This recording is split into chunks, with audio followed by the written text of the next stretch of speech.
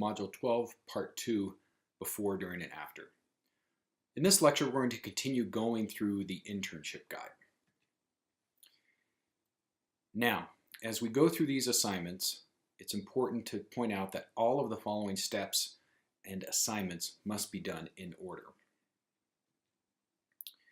So in order to get your internship approved, you have to email the internship coordinator a current copy of your resume, a revised goal statement from the NRRT 87 course, and the internship approval justification form. So even if the employer does not require you to submit a resume in order to secure your internship, you still must submit a current resume to the internship coordinator at CSU. Also, a revised goal statement is required. And so even if you just finished doing your goal statement for the internship prep course, it's important to take a look at this document and see if anything has changed about your future career plans. This is especially important if it's been a couple semesters or maybe, a couple years since you've taken the internship prep course, to really look at this document and revise it. And if you don't have the document anymore, that's okay because the instructions are online. The internship approval justification form has information about you, about the employer, and then there's a series of 6 questions that talks about what you're going to do for your internship, what knowledge you're going to use from your coursework, and those sorts of things, and that's the justification part of the form. Once the internship coordinator receives these 3 documents, if everything looks okay, they will give you the approval for your internship and then proceed to the next step. If these documents are missing information or are filled out incorrectly, the internship coordinator will let you know what needs to be changed with them. So after your internship is officially approved, then the coordinator will give you instructions on proceeding with filling out the internship agreement with the employer. So there's some information that the employer fills out, there's some information that the student fills out. They both sign the document, and then it's sent into the internship coordinator. Once the internship coordinator receives that agreement, if everything looks okay, they'll sign that agreement. If there's missing information or information is filled out incorrectly, then they'll have to get that information fixed before the internship coordinator can sign it. Now, from a legal standpoint, it's important to point out that students cannot start counting hours for their internship until they are registered for the NRRT 47 course and the agreement has been signed by all parties. So what this means is if a student goes to an employer and starts working in a paid or unpaid capacity before those 2 things are done, CSU will not recognize that internship as having officially started and will not provide the student any legal or insurance protection. However, once those 2 things are done, then CSU says, okay, this is an official relationship, this endeavor has officially started, and if something happens to the student or the student does something that affects someone else, depending on the situation and circumstance, the student may be provided legal and or insurance protection. And then the next part is to do the orientation session. So if a student is doing their internship during the summer, orientation sessions are scheduled typically starting mid-April and going until the end of May. Usually there's a couple of these per week.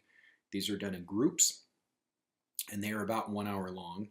And the orientation session has to take place within 4 weeks or less before your start date. You do not have to be present to participate in the orientation session. It can be done over the phone. At the end of the orientation session, you will sign the student understanding form. Now, if you're doing your internship in the fall or the spring, not as many students do their internships during those semesters. So typically orientation semesters are scheduled on an as-needed basis, and many times those are just done one-on-one with the internship coordinator. After the orientation session, the internship coordinator will override you for the NRRT 47 course. Once the override is done, you'll receive an email from the internship coordinator notifying you that you can register.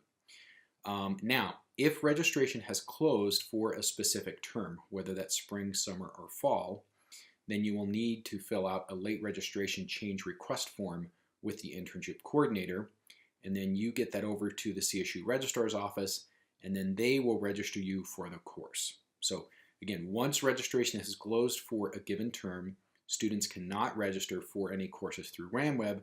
It has to be done using a late registration change request form.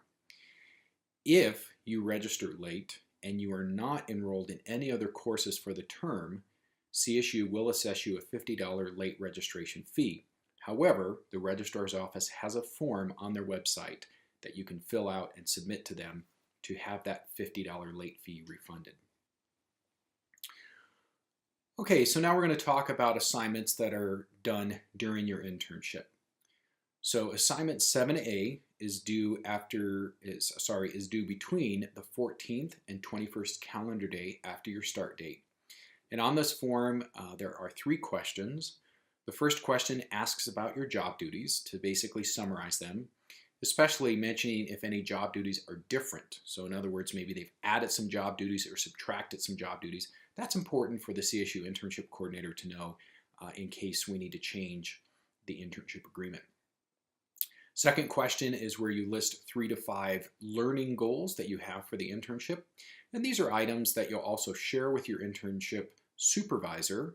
And then when you meet with them regularly throughout the internship, you can go over these goals to make sure you're achieving them. And then the third question is some ideas you have for your special project. And many times students will bounce ideas off the CSU internship coordinator, and the coordinator will also give them feedback if necessary if they have a bunch of different concepts they're thinking about for a project. The assignment 7B is the background report. So this is due after the 14th calendar day. By the 14th calendar day from your internship starting date. And this is some basic information. It's a very short report, 3 to 5 pages double-spaced, and just allows you to learn some information about the organization you're working for and how you fit within that organization. So it covers things like the history, their mission statement, their budget, what sorts of programs they offer, what's kind of the structure, that sort of thing. Assignment 8 is the journal. So you will have 3 journals due during the internship. Each journal has specific questions, and the journals are due after 100, 250, and at the end after 400 hours of work. Once the internship journal is received by the internship coordinator, you'll get feedback on each journal. After you are finished with your internship, you have some other assignments that are due. Now it's important to point out that you can submit these assignments before you're done with your internship. However, these remaining assignments are due within 7 calendar days of the end date on your internship agreement. So assignment number 9 is a photograph of you in your work setting. Assignment 10 is a special project report form. And so this is a form that you fill out, just answer some questions about what you did for the project, what types of problems you encountered, what you learned, what advice do you have for other students that do similar types of projects. Assignment 11A is the evaluation from your supervisor, and this accounts for 40% of your grade. Assignment 11B is your evaluation of the host organization. And then the final assignment, number 12, is a formal thank you letter. So this is a thank you letter that you type up, print out, sign, and give to your supervisor. If you've never done a formal thank you letter before, it's very similar to a cover letter. It's 2, typically 3 paragraphs. You're thanking the employer for hosting part of your education and also thanking them personally for allowing you to work there. Now, it's important to point out that because we do not require students to start and end their internships during a specific term, spring, summer, or fall at CSU, many students, especially in the summer, will receive a grade of incomplete for the NRRT 47 course. This is very common in summer again because typically summer session ends the first week of August, but most students are not done with their internship until the 2nd or 3rd week of August. So a couple things about the incomplete. It does not affect your GPA, and you do not need to re-register for the NRRT 47 course or pay any additional tuition or fees. Once you're done with your internship hours and you submit all your assignments, then the CSU internship coordinator will submit a grade change to change the incomplete to a regular letter grade. This concludes Module 12, Part 2.